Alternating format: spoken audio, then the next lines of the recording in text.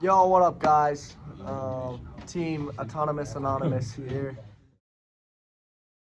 Yeah, so basically, the goal of our project was constructing this physical controller and the corresponding logic so that we could control a cobot remotely for the Robert Feline company. And we use radio transceivers and Arduino IDE, and then also the physical controller mechanisms to build that logic and have an efficiently working robot. Here's our controller. As you can see, it's made out of Legos and Arduino bits and bobs. And so the problem that we're trying to address with this is making it a lot more modular. So if the Cobot needed to have something added to it later, such as a joystick or maybe it's a new function on the robot, it allows it to be added very quickly and efficiently, but just by moving some parts around. As well as if anything needs to be changed out, a battery, anything on the controller, it allows you to do that very efficiently.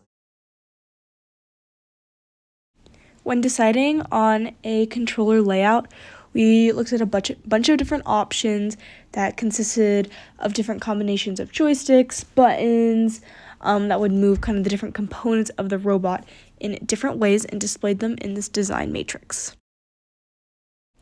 Based on that design matrix, we then rated our designs on efficiency, intuitiveness, complexity, inclusiveness, aesthetic, durability, and responsiveness. Those were the 7 criteria we decided were most important within our controller, and based on results, design 2, also known as the Superwoman, won, and that is the controller that we decided to go through with. Okay, so the controller design, we said earlier, it is Legos. There are 2 joysticks, and then within this thing is the battery, and that is plugged into our Arduino, which is held on the bottom. We also have a little spot for the transmitter to be held, and you hold it. So basically what we did is this joystick, the left joystick, controls the left tread, so if you push this one up, the left tread goes forward, and then this one is the right tread, so if you go up, down, that one will go forward or backwards. And that's about it. We have a dance pin in the joystick, and yeah. And the way we control the arm and the claw is through the reads on the x-axis. So the left joystick x-axis corresponds to the arm moving up and down, and the right joystick corresponds to the claw opening and closing. Each of these joysticks also serves as a button. The left button is for our dance mode, and the right button is for the music to be played, which you can see that buzzer on the left. We also have a buzzer connected to our controller so that when that music button is pushed, it will play Despacito.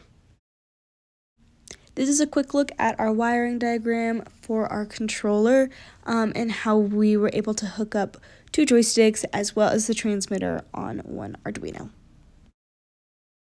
So here's a flowchart that looks at the inputs from the controller and how they are processed to make our robot do what we wanted it to do. So first, all of the y-axis joystick inputs are red. The left y-axis corresponds to the left wheel, and the right joystick y-axis corresponds to the right wheel, and if right is less than or equal to 400 and left is greater than or equal to 600, that goes forward.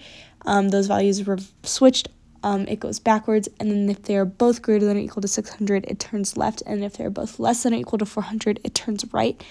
And the reason we leave that buffer room between 400 and 600 is so that if the joystick is just sitting there, the robot doesn't move or do anything we don't want it to do. And the reason these values are flipped is because one of our joysticks is mounted upside down in our controller just so that the wiring was easier.